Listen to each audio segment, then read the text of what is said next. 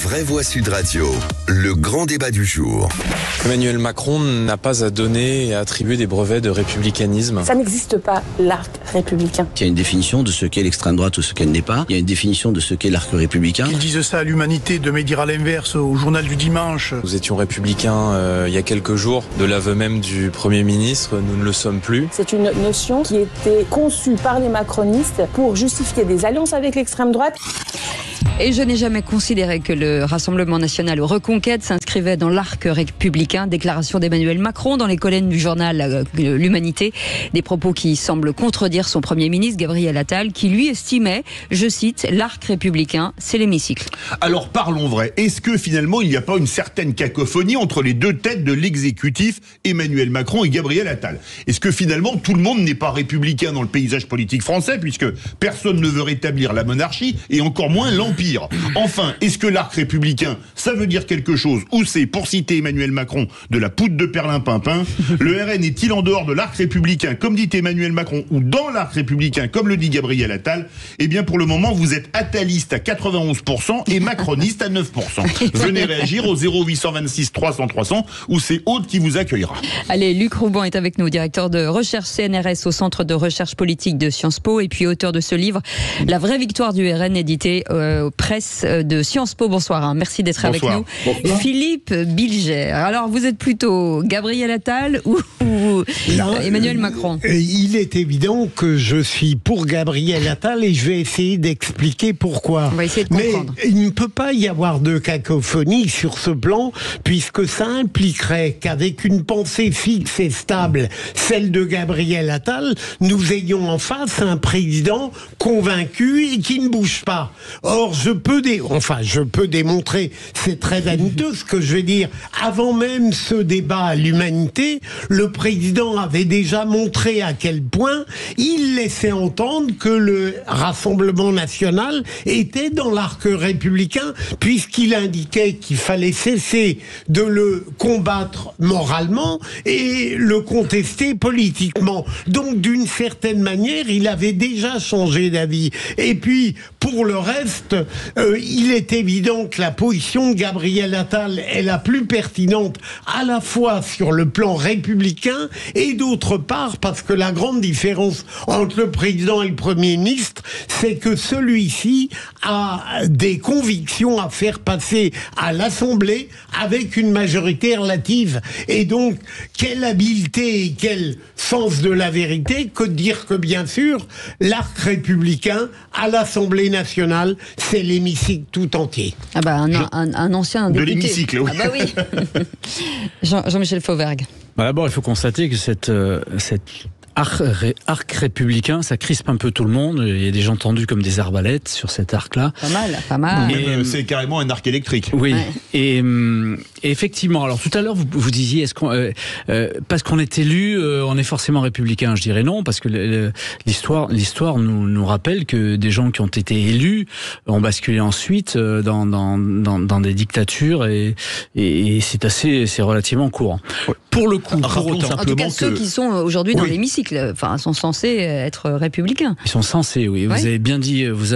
Moi, je me pose la question sur certains, mais je me pose plutôt la question sur certains qui se situeraient à l'extrême gauche plutôt que à la pseudo extrême droite d'aujourd'hui. Je dis pseudo parce que le président de la République, dans le même temps, dit que reconnaît que le Rassemblement national n'est plus antisémite. Donc, si vous avez un Rassemblement national, une formation d'extrême droite qui n'est plus antisémite, qui n'est plus xénophobe, donc qui enlève un peu ses oripeaux extrémistes.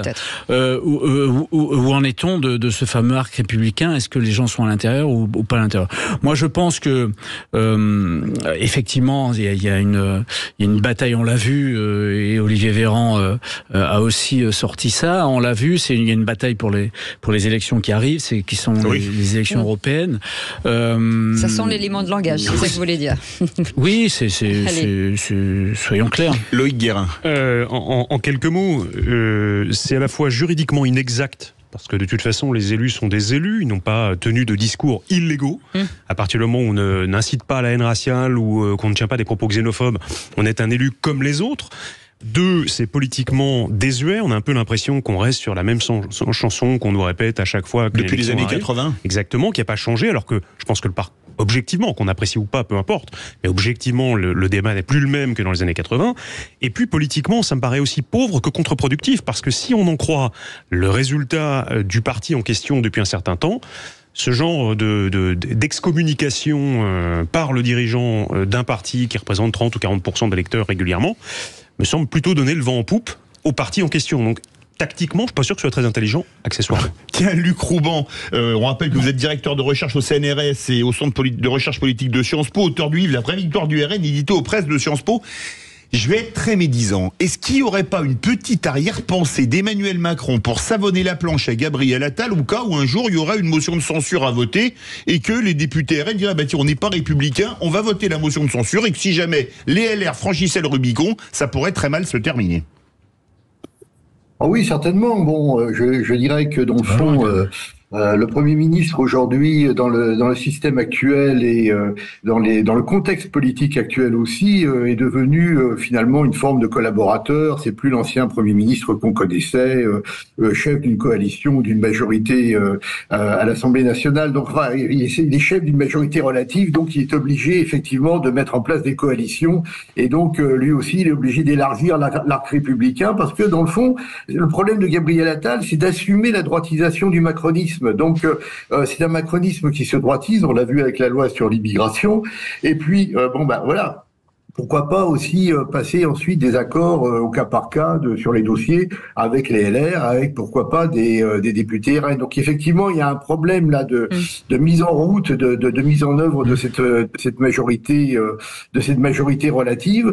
Donc c'est un exercice extrêmement délicat et donc évidemment Gabriel Attal, il a besoin d'un espace politique pour pouvoir faire son travail de chef de gouvernement tout simplement. Luc Rouban, je vais nous faire descendre des élévations politiques jusqu'à la psychologie de base. Est-ce que vous ne croyez pas que la grande faiblesse d'Emmanuel Macron, c'est que il n'a pas véritablement de conviction et que la conviction imposerait en réalité une constance et une stabilité dans l'expression de l'opinion, mais qu'en réalité il est animé par un formidable désir de séduction qui le conduit en permanence à adopter le point de vue de son interlocuteur. Je suis persuadé qu'ailleurs qu'à l'humanité, il aurait tenu un autre propos. Le caméléon. Oui, on pense à gauche dans un journal de gauche, à droite dans un journal de droite, c'est ça? Compris. Non, moi je n'irais pas jusque-là, mais je pense qu'en fait, sa doctrine, c'est de ne pas en avoir. Donc effectivement... à partir du moment où on est dans un pragmatisme managérial qui traite les dossiers les uns après les autres, sans vraiment de cohérence à long terme, d'une part, ça met le Premier ministre très mal à l'aise parce qu'il manque effectivement de ligne directrice pour au moins 1 an ou 2 ans d'activité gouvernementale. Et puis ensuite, ça met tout le monde mal à l'aise parce qu'effectivement, on a quand même un macronisme qui a commencé au centre-gauche, une gauche un petit peu libérale, enfin disons social-libérale. On se retrouve avec un macronisme de droite maintenant. Et le problème de fond, c'est que ces droitisations qu'il assume nourrit la machine infernale qu'il a mise en place, c'est-à-dire de réduire l'opposition au Rassemblement national. Donc, on a vampirisé les LR, on a vampirisé le Parti socialiste. Forcément, vous savez, la nature a horreur du vide. Donc, toutes les oppositions se structurent plus ou moins autour du RN et de l'abstention. Or, le problème de l'abstention, c'est ce qui quand même menace aussi le paysage politique français, avec évidemment, au fond, le risque d'un retour toujours négatif du macronisme qui donne l'image d'une impuissance à réaliser la cohésion sociale. Donc, fuite vers peut-être ce qu'on peut appeler les extrémismes, mais qui n'en sont plus, parce que dans le fond, le RN s'est recentré et a bien compris l'intérêt de se recentrer, mais en revanche, sorti du système politique d'un grand nombre de citoyens qui vous disent, de toute façon, moi, ça ne m'intéresse plus, je n'ai plus confiance et je n'irai pas voter. D'ailleurs, il faut penser qu'aux prochaines élections européennes, on aura certainement un taux d'abstention extrêmement élevé. Luc Rouban, avant de donner la parole à Antoine, notre vraie voix du jour, cet arc républicain qui est visiblement de taille à géométrie variable, si aujourd'hui on devait le définir, on pourrait dire quoi en fait? Voilà, j'aime bien la moue. Écoutez, vous savez, le problème, c'est que c'est très simple. Bon, je crois que vos interlocuteurs ont déjà cerné le problème. À partir du moment où vous êtes élu, à partir du moment où vous respectez la Constitution, les règles de droit, l'ordonnancement juridique, il n'y a aucune raison, et dans un cadre républicain, il n'y a aucune raison d'être exclu de la République. Alors évidemment, vous avez toujours l'ultra-gauche d'un côté, l'ultra-droite de l'autre, qui vient remplacer l'ancienne extrême-droite, qui, eux, prônent la violence, qui prônent l'insurrection, qui prônent des actions directes, un peu comme les anarchistes, la propagande par le fait, donc les attentats, etc. Alors là, vous rentrez, bien sûr, dans le domaine du droit pénal, dans la pénalisation, et là, effectivement, vous n'êtes plus républicain. Quoique, la République, c'est pas simplement être susceptible de poursuite au pénal, parce que sinon il y aurait une partie du gouvernement qui serait plus républicain non plus. Donc le vrai problème, c'est quand même quand vous prenez des positions politiques contre la République, contre des règles de droit essentielles. Voilà. Mais c'est tout. Mais sinon, le vrai problème de fond que ça souligne, c'est qu'en fait, mais Emmanuel Macron l'avait déjà souligné lors de sa conférence de presse, je crois, au mois de janvier, c'est que pour lui, il essaie de ramener le RN, effectivement, au Front National. Donc ça, c'est son effort central pour essayer de réduire la machine infernale qu'il a mise en place lui-même. Allez, 0826 300 300 avec Antoine. Oui, je rejoins un petit peu tout ce qui s'est dit, et puis vous parlez de définir l'arc républicain, on pourrait aussi parler de définir qu'est-ce que l'extrémisme aujourd'hui en termes de discours haineux, d'insultes, de violence. Et je rappellerai simplement qu'il y a un baromètre IFOP qui avait été conduit à l'endroit des étudiants juifs de France et qui mettait en exergue que vous aviez 8 étudiants juifs sur 10, me semble-t-il, qui disaient craindre davantage les manifestations venus de l'extrême gauche que de l'extrême droite, et ainsi les curseurs sont en train d'évoluer, je pense. Loïc Guérin, sur cette position, sur Emmanuel Macron, sur Gabriel Attal, sur ce flou peut-être. J'ai pas retenu la phrase exacte, donc je vais faire que la paraphraser, mais j'ai trouvé excellent. Effectivement, à défaut d'idéologie, on s'invente un débat sur autre chose. Et je pense que la machine à créer de l'abstention s'emballe de manière massive. C'est-à-dire qu'à réduire le débat politique à dire vous êtes des méchants, je vous mets dehors, même si vous êtes élu, vous êtes mon opposition unique, et aller phagocyter les partis dits traditionnels ou centristes en espérant faire des accords politiques d'équilibristes sans épine dorsale idéologique, il y a un moment où le jeu finit par s'éventer, et je pense qu'on est devant le mur. Jean-Michel Fauvergue. Ouais, moi je pense qu'il y a matière à travailler programme contre programme et justement à décortiquer sur les idées, à décortiquer le programme du Rassemblement National qui moi me semble très léger en matière de sécurité d'ailleurs, à part quelques punchlines particulières. Et donc il y a les résultats du gouvernement en termes de sécurité sont tellement mauvais que c'est pas trop difficile.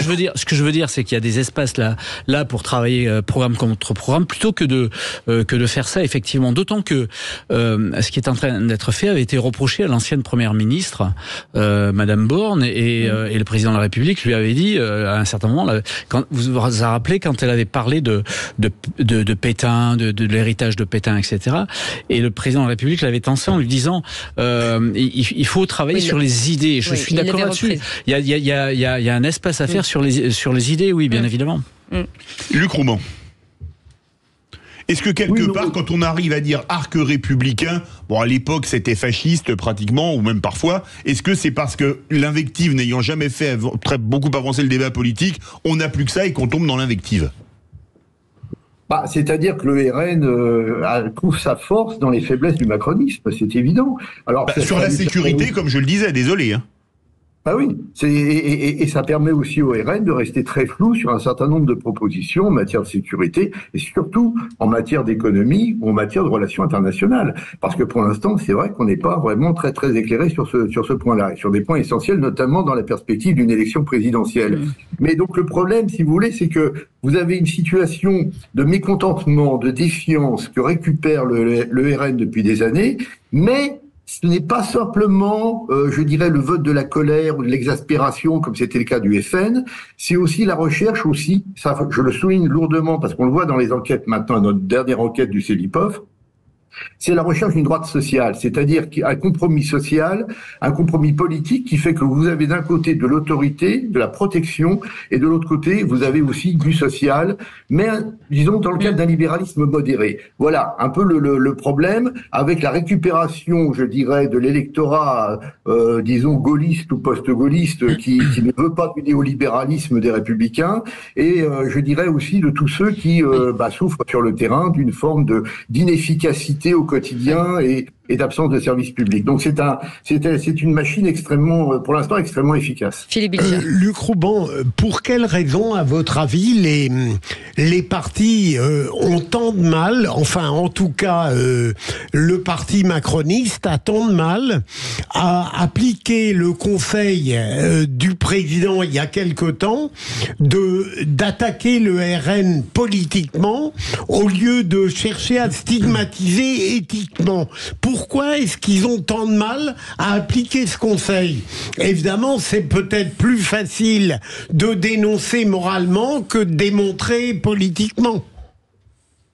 Oui, c'est vrai, l'argument moral est utilisé à tour de bras, et c'est vrai aussi que dans le fond, je dirais, alors des charges quand même, c'est vrai que le RN reste en quelque sorte un petit peu, comme je disais tout à l'heure, un peu flou sur un certain nombre de positions, mais c'est plus complexe parce que dans le fond, aujourd'hui, le RN ne se réduit pas à la question de l'immigration, de la sécurité.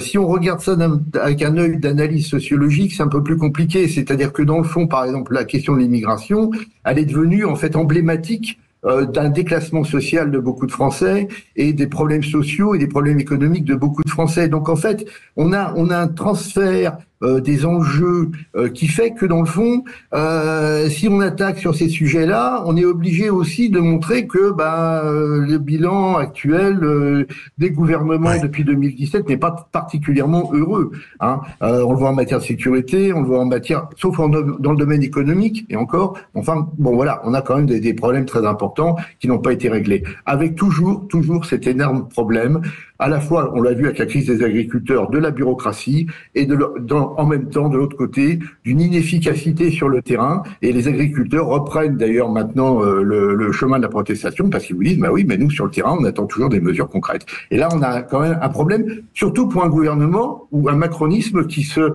revendique de l'efficacité managériale, justement. Merci beaucoup, Luc Rouban, directeur de recherche CNRS au Centre de recherche politique de Sciences Po et auteur de ce livre « La vraie victoire du RN » édité aux presses de Sciences Po. Vous parliez d'efficacité, dans un instant, il va falloir l'être. Là, on quitte l'arc républicain, c'est les arcs à flèches qui vont sortir. C'est ça. Merci en tout cas d'avoir été avec nous. Dans un instant, Antoine va s'opposer à Philippe Bilger, à Loïc Guérin et à Jean-Michel Fauvergue. À tout de suite.